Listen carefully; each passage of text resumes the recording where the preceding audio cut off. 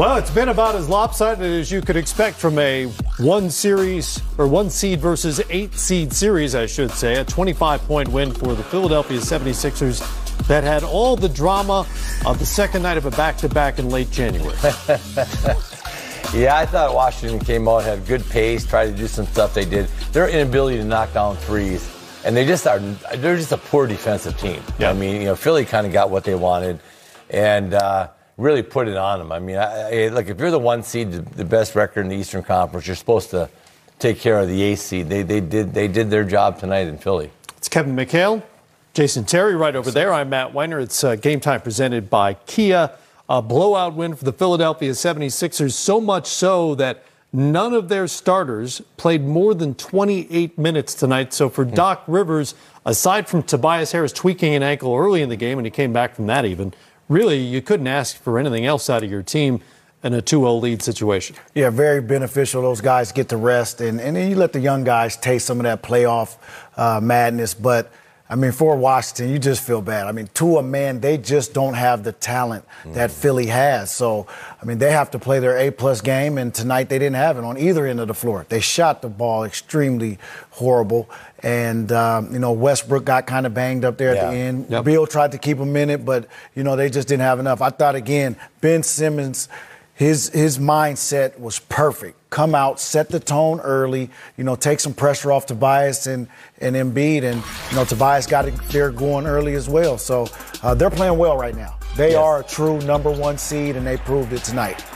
Well, and Simmons, if not for the rest in the fourth quarter, almost certainly would have had a triple-double. He had 22, 9 boards and 8 assists, 11 of 15 from the field.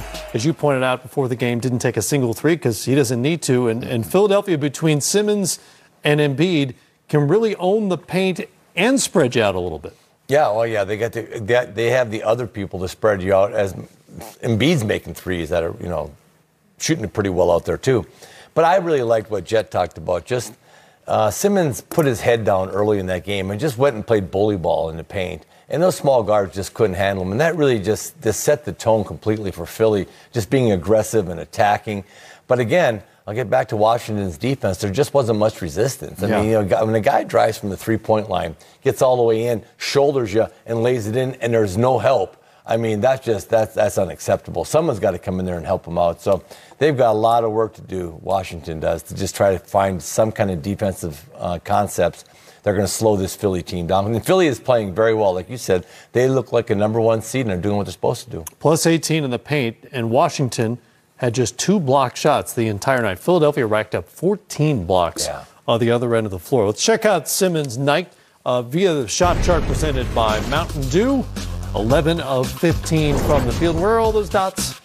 Show me the dots. They will be short dots. Wow. Yeah, look at that. Dot, all in the paint. Those are high-efficiency shots. There's no question. That's how you go 11 for 15. That's how you do the do in the paint. Yeah. He didn't even take a shot from outside the paint. No. And why would you?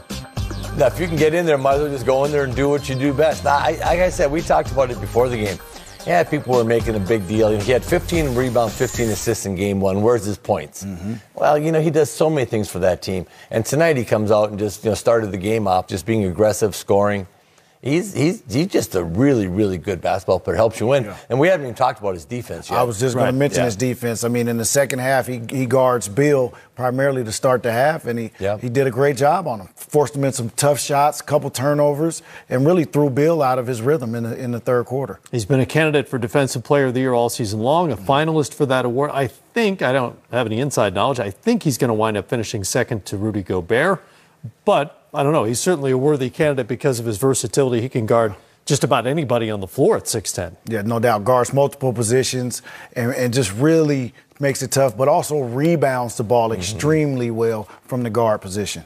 Yeah. First 2-0 start in a playoff series since 2013 for the Philadelphia 76ers, who had their most lopsided postseason win since 2018. And because of the disparity in scores in this game, unfortunately, the headlines, a lot of what you're going to see tonight and tomorrow will have nothing to do with the game, but with what happened to Russell Westbrook when he left the game injured in the second half, and that was namely a fan tossing popcorn on his head as he made it through what we call the vomitorium, that aisle that leads into the bowels of any arena, and there was just enough of a gap there for some person to dump popcorn on him in just a reprehensible act. Yeah. And I don't know what it is that inspires, especially in a game that their team is winning easily. I can't fathom what would make a fan want to do this.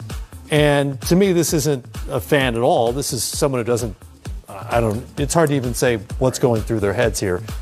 Being a jerk does not make you a better fan. No. It just makes you a jerk. Seen it my whole career, been in the league since 1980 and seen crazy things and popcorn thrown, fans rush the bench. I mean, I've seen all kinds of stuff that just makes you shake your head.